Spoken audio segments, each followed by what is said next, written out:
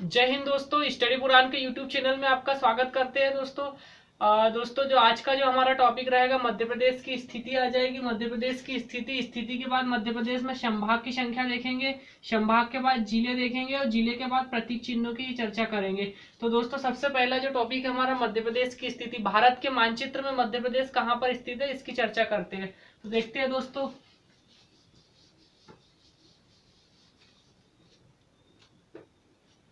दोस्तों अगर देखा जाए तो भारत के मानचित्र पर मध्य प्रदेश की स्थिति देखते हैं। सबसे पहले दोस्तों भारत का मानचित्र देख लेते हैं कि भारत का मानचित्र किस प्रकार से है।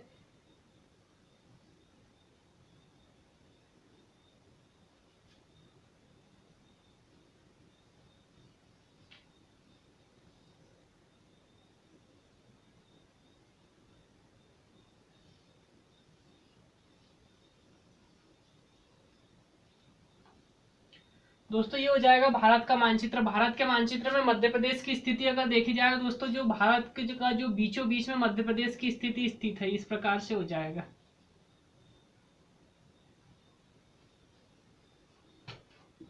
ये मध्य प्रदेश हो जाएगा दोस्तों। मध्य प्रदेश की जो स्थिति है भारत के बीचों बीच में हो जाएगी। दोस्तों जो मध्य प्रदेश की अगर देखा जाए तो मध्य प्रदेश जो है स्थल रुद्ध देश है दोस्तों।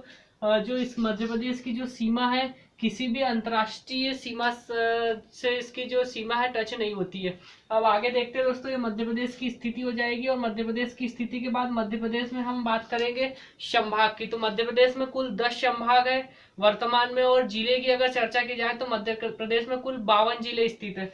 तो मध्य प्रदेश के मानचित्र में हम संभाग और जिले की स्थिति देखेंगे, कहाँ कौन से जिले स्थित है। तो आगे देखते हैं मध्य प्रदेश के मानचित्र में। दोस्तों मध्य प्रदेश में हमको पूरे कुल 52 जिले को याद करना है। और किस प्रकार से याद कर सकते हैं हम, किस प्रकार से याद रख सकते हैं, इन सब बातों की चर्चा करेंगे। तो देखते हैं मध्य प्रदेश में जिले। तो सबसे पहले दोस्तों मानचित्र बनाते हैं, मध्य प्रदेश का मानचित्र देखते हैं।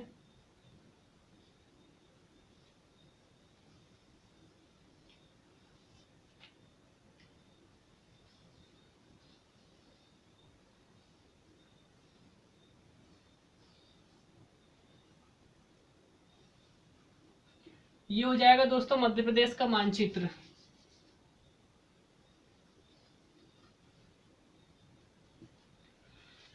तो दोस्तों सबसे पहले हमको याद रखना है, मध्य प्रदेश की अगर बात की जाए तो मध्य प्रदेश में दोस्तों सबसे जो ऊपर की ओर स्थित है, सबसे पहले ऊपर हो जाएगा, यहाँ पर आ जाएगा दोस्तों मुरैना।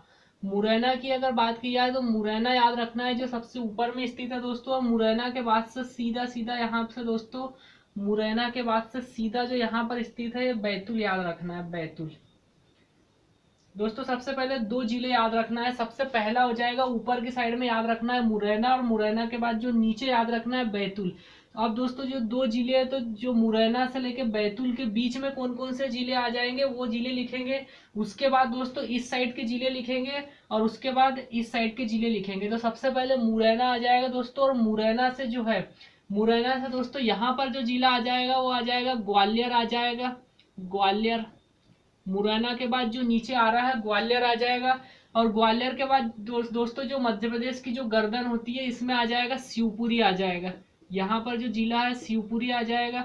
शिवपुरी के बाद नीचे अगर चलेंगे तो नीचे चलते हैं तो नीचे में आ जाएगा, यहाँ पर जो आ जाएगा गुना आ जाएगा। और गुना के बाद इस साइड गुना है दोस्तों, और इसके इस साइड अशोकनगर आ जाएगा, अशोकनगर,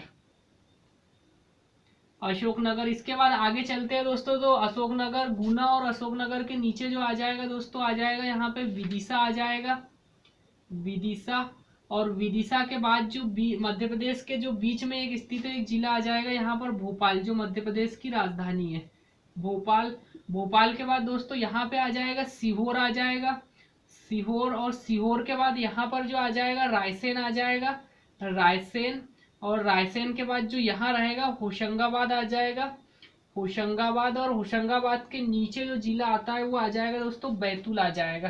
तो इस प्रकार से दोस्तों जो मुरैना से लेकर बैतूल याद रखना है। 2 सबसे ऊपर में मुरैना याद रखेंगे, मुरैना के बाद नीचे याद रखना है आपको बैतूल। अब उसके बाद दोस्तों जो मुरैना से बैतूल तक कौन कौन से सीधे सीधे जो जिले आते हैं उनको हम लिखेंगे। तो सबसे पहले मुरैना के नीचे यहाँ पर ग्वालियर, ग्वालियर के बाद यहाँ शिवपुरी आ जाएगा, शिवपुरी के बाद गुना आ जाएगा, गुना के बाद इस साइड अशोकनगर, विदिशा, भोपाल आ जाएगा, सीहोर, रायसेन, होशंगाबाद और बैतूल आ जाएगा।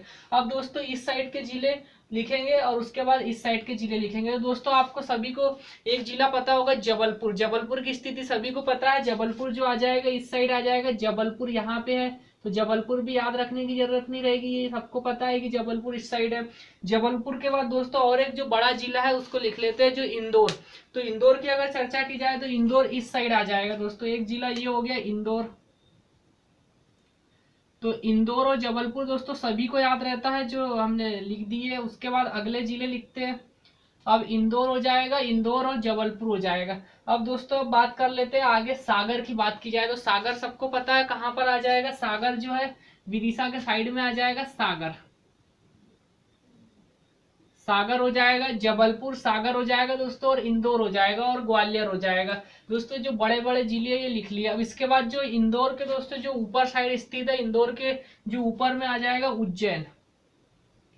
उज्जैन, उज्जैन के बाद दोस्तों अब हम क्रम से इस साइड से क्रम से लिखते हुए आ जाएंगे। तो यहाँ से आते हैं जो सबसे ऊपर जो जिला स्थित है, यहाँ सबसे ऊपर आ जाएगा नीमच आ जाएगा। नीमच के बाद नीचे जो आ जाएगा, नीमच के बाद मंदसौर आ जाएगा यहाँ पर, मंदसौर। और मंदसौर के बाद आ जाएगा मंदसौर। मंदसौर के बाद आ जाएगा यहाँ पर आ जाएगा दोस्तों रतलाम आ जाएगा। रतलाम, नीमच, मंदसौर, रतलाम। रतलाम के बाद आ जाएगा झाबुआ आ जाएगा। झाबुआ, झाबुआ के बाद आ जाएगा अलीराजपुर आ जाएगा। अलीराजपुर, अलीराजपुर के बाद यहाँ पर आ जाएगा बड़वानी आ जाएगा। बड़वानी, और बड़वानी के बाद यहाँ पर जो आ जाएगा खरगोन आ जाएगा। खरगोन के साइड में दोस्तों याद रखना है खंडवा आ जाएगा। खंडवा, और खंडवा के जस्ट ऊपर देखा जाए दोस्तों तो यहाँ पर जो है हरदा आ जाएगा, बैतूल से लगा हुआ हरदा। तो बैतूल, हरदा, खंडवा।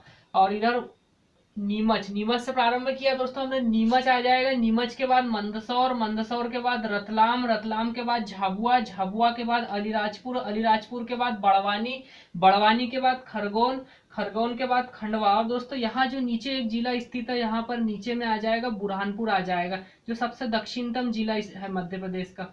तो यहाँ जो आ जाएगा बुरहानपुर, बुरहानपुर।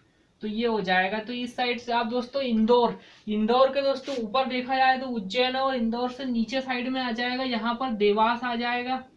देवास, और देवास, देवास के बाद यहाँ पर जो आ जाएगा धार आ जाएगा। धार, देवास, धार आ जाएगा। अब दोस्तों और इधर उज्जैन के ऊपर साइड चलते हैं तो यहाँ पर जो आ जाएगा आगर मालवा आ जाएगा। आगर मालवा, आगर मालवा, और आगर मालवा के बाद यहाँ पर जो आ जाएगा राजगढ़ आ जाएगा। राजगढ़, राजगढ़ के बाद नीचे जो आ जाएगा यहाँ पर शाजापुर आ जाएगा। शाजापुर। तो दोस्तों जो इस प्रकार जो इधर साइड के जितने भी जिले इस प्रकार से लिखेंगे। तो सबसे पहले हमने स्टार्ट किया नीमच, नीमच के बाद मंदसौर, मंदसौर के बाद रतलाम, रतलाम के बाद झाबुआ, झाबुआ के बाद आ जाएगा अलीराजपुर, अलीराजपुर के बाद बड़वानी, बड़वानी के बाद बुरहानपुर, खरगोन, खंडवा, हरदा। और फिर इधर इंदौर के नीचे है देवास, और इंदौर के ऊपर साइड याद रखना है उज्जैन, उज्जैन के ऊपर शाजापुर, आगर मालवा, राजगढ़ आ जाएगा। अब दोस्तों आगे यहाँ पर जो मध्य प्रदेश की जो मध्य प्रदेश का जो सिर है उसमें देख लेते हैं। तो यहाँ से मुरैना आ जाएगा, और मुरैना से इधर साइड आ जाएगा दोस्तों भिंड, याद रखना है भिंड।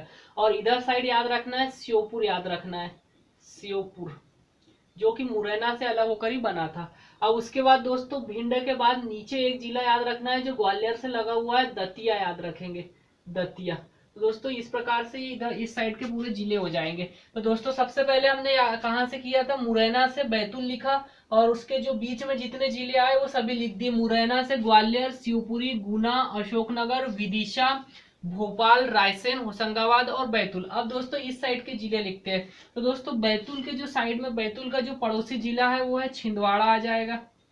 छिंदवाड़ा, छिंदवाड़ा के बाद दोस्तों छिंदवाड़ा के जो पड़ोसी जिला है सिवनी आ जाएगा। सिवनी, और सिवनी का जो पड़ोसी जिला आ जाएगा बालाघाट आ जाएगा। बालाघाट। अब इसके बाद दोस्तों जबलपुर की अगर देखा जाए, जबलपुर के जो दोस्तों साइड में है नरसिंहपुर आ जाएगा। यहाँ पर जो है नरसिंहपुर, जो कि होशंगाबाद से लगा हुआ है, नरसिंहपुर, नरसिंहपुर, और नरसिंहपुर के बाद जो आगे आ जाएगा नरसिंहपुर, और इधर जो आ जाएगा यहाँ दमोह आ जाएगा, दमोह, और दमोह के बाद यहाँ जो आ जाएगा कटनी आ जाएगा, कटनी। अब दोस्तों यहाँ जो आ जाएगा अनूपपुर आ जाएगा, अनूपपुर, जहां से नर्मदा नदी निकलती है। अनूपपुर अमरकंटक आ जाएगा, जहां से नर्मदा नदी निकलती है। अनूपपुर के दोस्तों नीचे 2 जिले याद रखना है आपको, एक तो रखना है मंडला और एक याद रखना है डिंडोरी।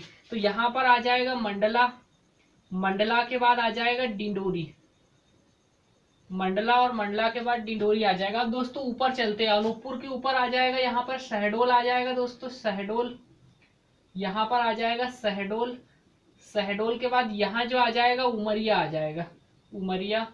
अब आगे और चलते हैं दोस्तों, तो जो शहडोल के ऊपर साइड आ जाएगा सीधी आ जाएगा, सीधी।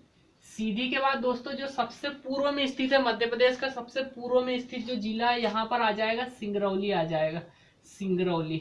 सिंगरौली के बाद आ जाएगा दोस्तों यहाँ पर जो आएगा रीवा आ जाएगा, रीवा के बाद यहाँ जो आ जाएगा सतना, सतना याद रखना है दोस्तों। जो निवाड़ी, निवाड़ी को यहाँ से प्रारंभ करते हैं। निवाड़ी जो है 2018 में बनाया गया। अगर पूछा जाए मध्य प्रदेश का नया या नवनिर्मित जिला कौन सा है, तो निवाड़ी आ जाएगा, निवाड़ी। निवाड़ी की अगर बात की जाए दोस्तों, तो निवाड़ी जो है टीकमगढ़, टीकमगढ़ से अलग होकर बना है, तो टीकमगढ़ भी यहीं पर है, टीकमगढ़। टीकमगढ़ के बाद अगला जो आ जाएगा यहाँ पर छतरपुर आ जाएगा, छतरपुर, और छतरपुर के बाद यहाँ आ जाएगा पन्ना आ जाएगा, पन्ना। तो ये सागर हो गया, दमोह हो गया दोस्तों। तो इस प्रकार से जो मध्य प्रदेश के पूरे 52 जिले याद रख सकते हैं। तो सबसे पहले आपको याद रखना है कि मुरैना से भिंड, बैतूल याद रख लीजिए, मुरैना से बैतूल, और जो बीच में जितने जिले आ रहे हैं वो उनको लिखेंगे। तो मुरैना से ग्वालियर, शिवपुरी, गुना, अशोकनगर, विदिशा, भोपाल, सीहोर, रायसेन, होशंगाबाद और बैतूल आ जाएगा। फिर उसके बाद दोस्तों इंदौर याद रख लो, इंदौर के बाद इधर साइड जबलपुर याद रखना है। इंदौर के ऊपर आप याद रख सकते हैं उज्जैन, और इंदौर के नीचे आ जाएगा देवास। और उसके बाद दोस्तों यहाँ से हमने प्रारंभ किया तो नीमच, नीमच से मंदसौर, मंदसौर से रतलाम, झाबुआ, अलीराजपुर, बड़वानी, बुरहानपुर, खरगोन, खंडवा और धार आ जाएगा। अब इस साइड दोस्तों बैतूल से अगर चलते हैं तो छिंदवाड़ा, सिवनी, बालाघाट, मंडला, डिंडोरी, अनूपपुर, उमरिया, कटनी, नरसिंहपुर आ जाएगा, दमोह, शहडोल, सीधी। सीधी के बाद जो पूर्व में स्थित है सिंगरौली, रीवा, सतना, पन्ना, छतरपुर, टीकमगढ़ और निवाड़ी आ जाएगा दोस्तों। इस प्रकार से पूरे 52 जिले याद रख सकते हैं दोस्तों। इसके बाद दोस्तों हम जो है जब मध्य प्रदेश का जब प्राकृतिक विभाजन देखेंगे, तब मध्य प्रदेश में दोस्तों कौन से राज्य से मध्य प्रदेश की सीमा लगती है और कितने जिलों की सीमा अन्य राज्यों को छूती है, उनकी चर्चा करेंगे दोस्तों। अभी जो है मध्य प्रदेश के अभी जो 52 जिले की स्थिति देख रहे हैं कि 52 जिले मध्य प्रदेश में कहाँ कहाँ स्थित है। अब आगे देख लेते हैं दोस्तों। अब संभाग की बात करते हैं तो कुल मध्य प्रदेश में 10 संभाग है दोस्तों। तो 10 संभाग कौन कौन से आ जाएंगे, यहाँ पे लिख रहे हैं दोस्तों 10 संभाग। तो सबसे जो पहला संभाग आ जाएगा, फर्स्ट जो पहला संभाग याद रखना है दोस्तों, आपको याद रखना है भोपाल, याद रखना है भोपाल। जो पहला संभाग याद रखिए भोपाल। भोपाल के बाद दोस्तों आपको याद रखना है इंदौर, याद रखिए इंदौर, इंदौर। भोपाल हो जाएगा, भोपाल के बाद इंदौर याद रखना है, इंदौर के बाद याद रखना है जबलपुर हो जाएगा, जबलपुर। जबलपुर के बाद आ जाएगा उज्जैन, उज्जैन के बाद याद रखना है रीवा संभाग, और रीवा के बाद याद रखना है शहडोल, शहडोल संभाग। शहडोल संभाग के बाद आ जाएगा चंबल संभाग, चंबल संभाग। अब इसके बाद आगे याद रखना है शहडोल, चंबल, ग्वालियर संभाग। ग्वालियर के बाद आ जाएगा सागर संभाग, सागर के बाद आ जाएगा होशंगाबाद संभाग। दोस्तों हाल ही में होशंगाबाद का नाम बदलकर नर्मदापुरम कर दिया गया, होशंगाबाद या नर्मदापुरम भी बोलते हैं इसको, नर्मदापुरम। तो 1 2 3 4 5 6 7 8 9 10। तो इस प्रकार दोस्तों 10 संभाग याद रखना है अपने। सबसे पहले भोपाल, भोपाल के बाद इंदौर, जबलपुर, उज्जैन, रीवा, शहडोल, चंबल, ग्वालियर, सागर और होशंगाबाद। इस प्रकार से दोस्तों कुल 10 संभाग याद रखना है। अब दोस्तों कौन से संभाग में कौन सा जिला आता है इसकी चर्चा करेंगे। तो यहीं से देखते हैं दोस्तों, मानचित्र के आधार पर ही देखेंगे कि हम कौन से संभाग में कौन सा जिला आता है। तो भोपाल संभाग में याद रखना है दोस्तों, ये भोपाल हो जाएगा। भोपाल संभाग में कौन कौन से जिले आते हैं उनकी चर्चा करेंगे। तो दोस्तों भोपाल में आ जाएगा राजगढ़ आ जाएगा, राजगढ़ के बाद विदिशा आ जाएगा, विदिशा के बाद सीहोर और रायसेन। तो ये वाले दोस्तों ये जो जिले हैं ये भोपाल संभाग में आ जाएंगे। तो भोपाल संभाग के जिले अगर देखे जाए तो राजगढ़ आ जाएगा, राजगढ़ राजगढ़ राजगढ़ के बाद आ जाएगा राजगढ़, सीहोर, रायसेन, राजगढ़, सीहोर, रायसेन और विदिशा आ जाएगा, विदिशा। और दोस्तों एक जो भोपाल स्वयं आ जाएगा। तो 4 जिले दोस्तों इसमें है भोपाल संभाग में। भोपाल संभाग के बाद इंदौर संभाग में दोस्तों कुल 8 जिले आ जाएंगे। तो इंदौर संभाग के जिले अगर देखे जाए तो इंदौर में आ जाएगा, इंदौर में झाबुआ, धार, अलीराजपुर, बड़वानी, खरगोन, बुरहानपुर आ जाएगा, खंडवा आ जाएगा। अब दोस्तों यहाँ जो देवास है, देवास जो है दोस्तों उज्जैन संभाग का हिस्सा है, ये याद रखना है आपको। जो देवास जो है इंदौर के नीचे स्थित है दोस्तों। देवास की अगर बात की जाए तो देवास जो है इंदौर से नीचे स्थित है, पर यह उज्जैन संभाग के अंतर्गत आता है। तो ये देवास आ जाएगा। उज्जैन संभाग में अगर देखा जाए तो उज्जैन में रतलाम, आगरमालवा, शाजापुर, मंदसौर और नीमच आ जाएंगे। ये यहाँ से जो है ये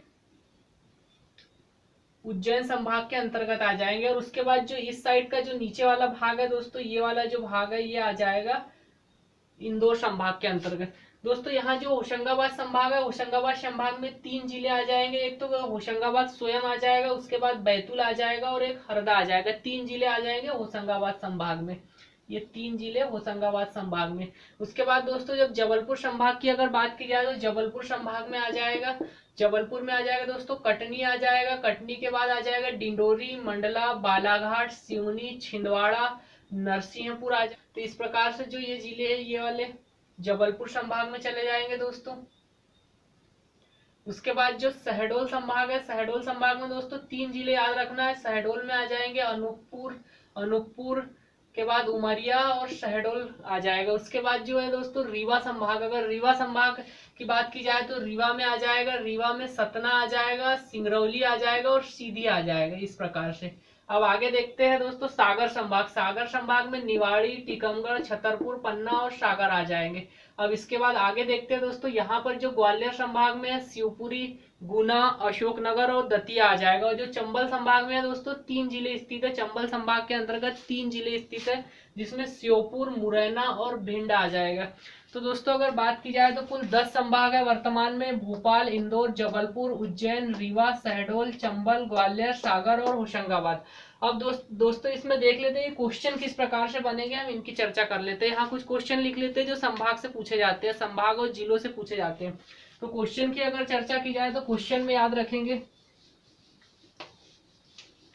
2-3 क्वेश्चन दोस्तों यहाँ से देख लेते हैं। अगर क्वेश्चन की अगर बात की जाए तो दोस्तों यहाँ पे सबसे पहले तो आ जाएगा कि क्षेत्रफल, क्षेत्रफल और जनसंख्या।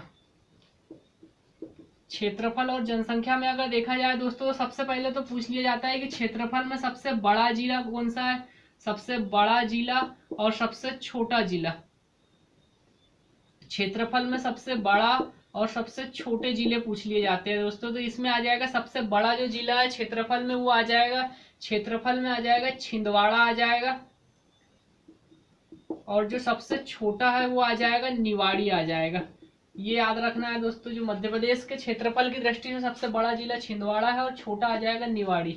अब जनसंख्या की दृष्टि से दोस्तों बड़ा व छोटा अगर देखा जाए तो बड़ा व छोटा, तो जनसंख्या में सबसे बड़ा जो आ जाएगा दोस्तों इंदौर आ जाएगा, लगभग 34 लाख जनसंख्या है इंदौर की। और उसके बाद जो छोटा जिला आ जाएगा वो निवाड़ी आ जाएगा, निवाड़ी। ये हो जाएगा दोस्तों क्षेत्रफल और जनसंख्या में ये जिले। अगर दोस्तों संभाग से पूछा जाए तो सबसे बड़ा संभाग कौन सा और सबसे छोटा संभाग कौन सा है, तो इसमें भी याद रखना है दोस्तों अपने को।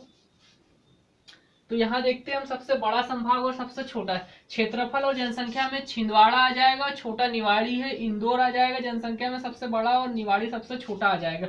अब दोस्तों यहाँ बात कर लेते हैं संभाग की। सबसे बड़ा संभाग कौन सा और सबसे छोटा संभाग कौन सा है, स्थिति देखेंगे दोनों की, क्षेत्रफल के आधार पर, क्षेत्रफल, और दूसरा रहेगा जनसंख्या के आधार पर, जनसंख्या। यहाँ पे बात कर रहे हैं दोस्तों संभाग की। तो संभाग में देखेंगे सबसे पहले क्षेत्रफल और जनसंख्या के आधार पर यहाँ पे अपने को दो कंडीशन देखना है। एक तो बड़ा देखेंगे, बड़ा के बाद छोटा देखेंगे, सबसे बड़ा संभाग और सबसे छोटा संभाग। यहाँ भी बात करेंगे सबसे बड़ा संभाग और सबसे छोटा संभाग। तो इधर देखेंगे तो बड़े संभाग में आ जाएगा दोस्तों, जो क्षेत्रफल की दृष्टि से जो सबसे बड़ा संभाग आता है जबलपुर आ जाएगा, जबलपुर। और जो सबसे छोटा संभाग आ जाएगा शहडोल आ जाएगा। यहाँ पे भी अगर बात की जाए तो जनसंख्या में जो सबसे बड़ा संभाग आ जाएगा वो है इंदौर आ जाएगा। इंदौर में के बाद सबसे जो छोटा है छोटा संभाग में आ जाएगा शहडोल आ जाएगा। तो इस प्रकार से इसमें बड़े छोटे भी याद रखना है दोस्तों। संभाग की अगर बात की जाए तो सबसे बड़ा संभाग जो है जबलपुर है, और जनसंख्या की दृष्टि से जो सबसे बड़ा संभाग है वो इंदौर आ जाएगा। तो इस प्रकार दोस्तों हमने जो है मध्य प्रदेश के 10 संभाग और कुल 52 जिलों की चर्चा की है दोस्तों। अब इसके बाद आगे जो हम देखेंगे मध्य प्रदेश के प्रतीक चिन्हों की बात करेंगे, जिनसे क्वेश्चन पूछे जाते हैं। तो प्रतीक चिन्ह में अगर देखा जाए तो मध्य प्रदेश के प्रतीक चिन्ह की बात कर लेते हैं। तो मध्य प्रदेश के कौन कौन से प्रतीक चिन्ह अपनाए गए हैं उनकी चर्चा करते हैं। तो आगे देखते हैं मध्य प्रदेश में प्रतीक चिन्ह। प्रतीक चिन्ह, अगर प्रतीक चिन्ह में देखा जाए तो सबसे पहले दोस्तों याद रखना है कि मध्य प्रदेश ने जो एक प्रतीक चिन्ह, मध्य प्रदेश का एक प्रतीक चिन्ह कौन सा है। तो प्रतीक चिन्ह में एक प्रतीक चिन्ह याद रखना है दोस्तों मध्य प्रदेश का एक व्रत है दोस्तों। व्रत के बाद आ जाएगा, व्रत के बाद इस पर जो है 24 स्तूप बनाए गए, 24 स्तूप जो बौद्ध धर्म से संबंध है। इस प्रकार से ऐसे 24 स्तूप बनाए गए हैं।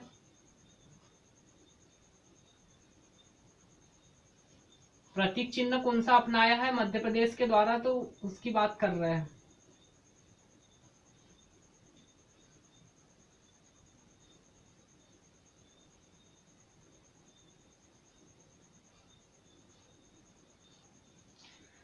इस प्रकार से दोस्तों जो ये स्तूप की संख्या है, स्तूप मतलब बौद्ध धर्म से संबंध है। स्तूप बौद्ध धर्म जैसा सांची का स्तूप है उसी प्रकार से स्तूप है। तो ये इनकी जो संख्या है 24 स्तूप बनाए गए हैं। उसके बाद जो अगला आ जाएगा दोस्तों, उसके अंदर एक और गोला बना हुआ है। तो दोस्तों यहाँ पे जो लिखा गया है मध्य प्रदेश शासन, मध्य प्रदेश शासन लिखा गया है। और यहाँ पे जो लिखा गया है सत्यमेव जयते, सत्यमेव जयते।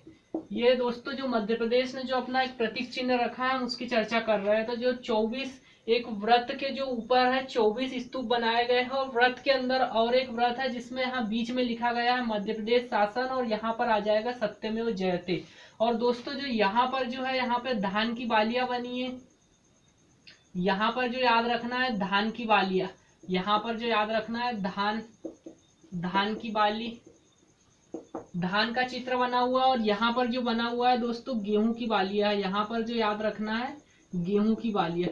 तो अगर पूछा गया आपसे तो कौन से फसल का जो चित्र दिया गया है, तो धान और गेहूं की फसल का चित्र है। अब दोस्तों इसके बाद जो बीज की अगर बात की जाए तो बीच में जो यहाँ पर जो बना हुआ है, यहाँ पे याद रखना है, यहाँ पर याद रखना है दोस्तों जो अशोक का जो स्तंभ है, अशोक के स्तंभ का सिंह की जो फोटो है वो ली गई है यहाँ पे।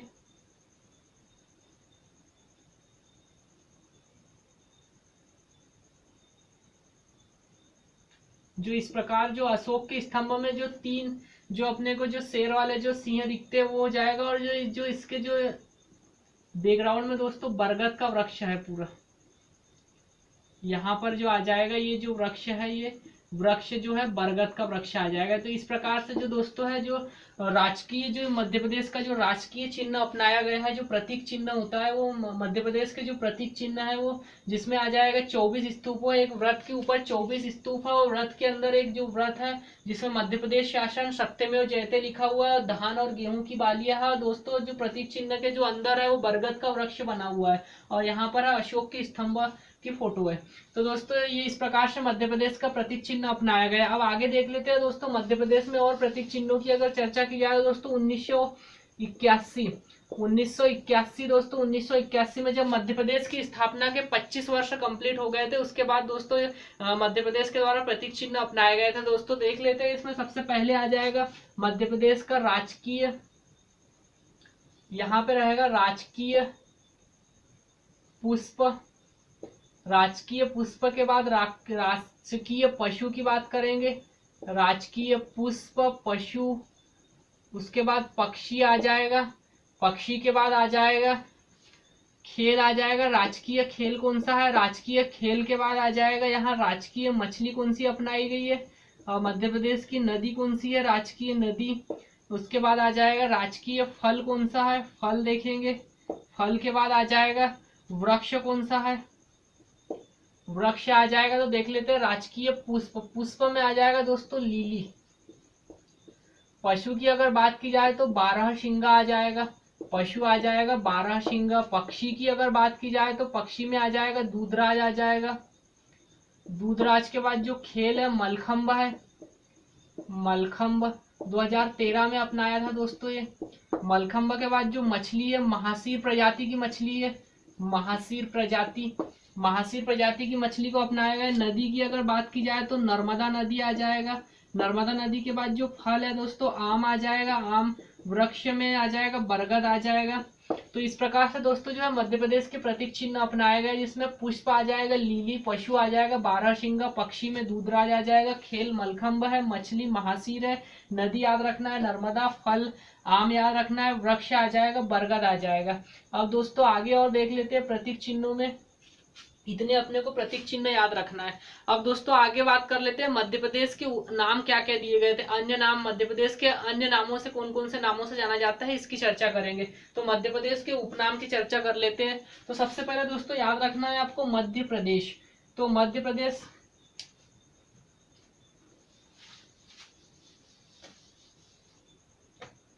तो यहाँ दोस्तों जब 1 नवंबर 1956 मध्य प्रदेश के जो उपनाम है उनकी चर्चा कर रहे हैं, उपनाम।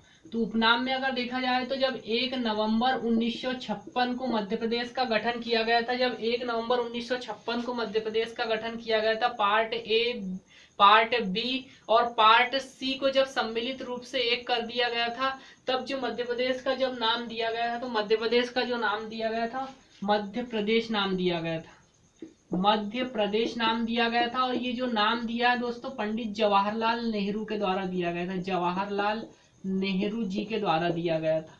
तो मध्य प्रदेश का जो नाम मध्य प्रदेश किसने दिया अगर पूछा गया तो मध्य प्रदेश का नाम दिया गया था जवाहरलाल नेहरू जी के द्वारा। अब आगे देख लेते हैं और अन्य नामों में अगर देखा जाए दोस्तों तो मध्य प्रदेश को बोलते हैं सोया प्रदेश के नाम से भी जानते हैं, सोया प्रदेश, सोया प्रदेश। उसके बाद सेंट्रल इंडिया के नाम से भी जानते हैं, सेंट्रल इंडिया, सेंट्रल इंडिया। सोया प्रदेश दोस्तों जो है सोया प्रदेश, मध्य प्रदेश में सोयाबीन का उत्पादन सबसे अधिक होता है, इसलिए मध्य प्रदेश को सोया प्रदेश कहा जाता है। सेंट्रल इंडिया मध्य में स्थित है, भारत के मध्य में स्थित है, इसलिए सेंट्रल इंडिया कहा जाता है दोस्तों। और एक नाम याद रखना है नदियों का मायका, नदियों का मायका। दोस्तों मध्य प्रदेश से है जो बहुत सी नदियां दूसरे राज्यों में प्रवाहित होती है, मध्य प्रदेश से निकलकर बहुत सी नदियां दूसरे राज्यों में जाती है, और सबसे जो अधिक नदियों वाला जो राज्य अगर जो है मध्य प्रदेश है, इसलिए इसे नदियों का मायका भी कहा जाता है। उसके बाद दोस्तों इसको टाइगर स्टेट भी कहा जाता है, tiger state, tiger state, tiger state का भी दर्जा दिया गया है दोस्तों। मध्य भारत में जो है मध्य प्रदेश में बाघों की संख्या सबसे अधिक है, टाइगर की संख्या सबसे अधिक है दोस्तों। हाल ही में मध्य प्रदेश जो है तेंदुआ स्टेट के नाम से भी जाना जाता है, तेंदुआ स्टेट। मध्य प्रदेश में तेंदुआ की जो संख्या है जो सबसे अधिक है, तेंदुआ स्टेट्स, तेंदुआ स्टेट से आ जाएगा दोस्तों। अब आगे देख लेते हैं तो सोया प्रदेश, सेंट्रल इंडिया, नदियों का मायका, टाइगर स्टेट आ जाएगा, तेंदुआ स्टेट। और दोस्तों और एक नाम याद रखना है लघु भारत भी कहा जाता था, लघु भारत, मध्य प्रदेश को लघु भारत भी कहा जाता है दोस्तों। इस प्रकार से मध्य प्रदेश के उपनाम भी याद रखना है। जो मध्य प्रदेश जो नाम है मध्य प्रदेश नाम किसने दिया है तो पंडित जवाहरलाल नेहरू के द्वारा दिया गया। उपनाम में आ जाएगा सोया प्रदेश, सेंट्रल इंडिया, नदियों का मायका, टाइगर स्टेट, तेंदुआ स्टेट, लघु भारत आ जाएगा। इस प्रकार से मध्य प्रदेश के नाम भी याद रखना है दोस्तों।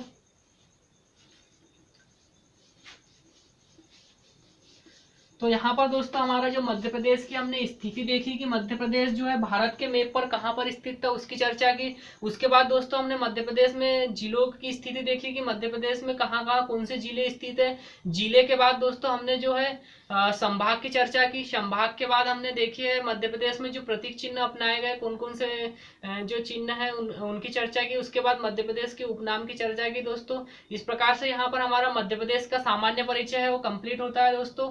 और जो इसके बाद का जो हमारा टॉपिक रहेगा, मध्य प्रदेश का प्राकृतिक विभाजन पढ़ेंगे। मध्य प्रदेश का प्राकृतिक विभाजन, मध्य प्रदेश की सीमा, मध्य प्रदेश का जो विस्तार है, कौन कौन से राज्यों से सीमा लगाता है, इन सब की चर्चा करेंगे।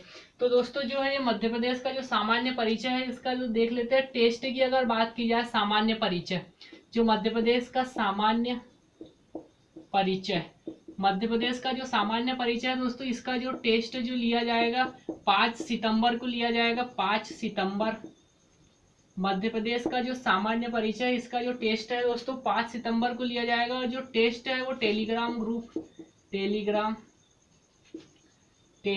ग्रुप पर होगा दोस्तों। टेलीग्राम ग्रुप आ जाएगा, स्टडी पुराण के नाम से है। स्टडी पुराण टेलीग्राम ग्रुप स्टडी पुराण के नाम से है। तो 5 सितंबर शाम को 9 बजे, शाम 9 बजे। और कुल जो इसमें प्रश्न रहेंगे, 40 प्रश्न रहेंगे। तो इसका जो टेस्ट है मध्य प्रदेश का सामान्य परिचय रहेगा, 5 सितंबर टेलीग्राम ग्रुप स्टडी पुराण पर आयोजित किया जाएगा, शाम 9 बजे, शाम को 9 बजे से कुल प्रश्न रहेंगे 40। तो सामान्य परिचय का कंप्लीट हो जाए। अब दोस्तों इसके बाद अगर देखा जाए तो जो सामान्य परिचय का जो पीडीएफ है, जो पीडीएफ नोट्स है दोस्तों, ये भी टेलीग्राम ग्रुप पर ही दिया जाएगा। जो मध्य प्रदेश सामान्य परिचय का जो पीडीएफ नोट्स है, जो टेलीग्राम ग्रुप पर अवेलेबल है। तो धन्यवाद दोस्तों। अगर वीडियो आपको पसंद आया हो तो आप लाइक कीजिए, सब्सक्राइब कीजिए। जय हिंद दोस्तों, धन्यवाद।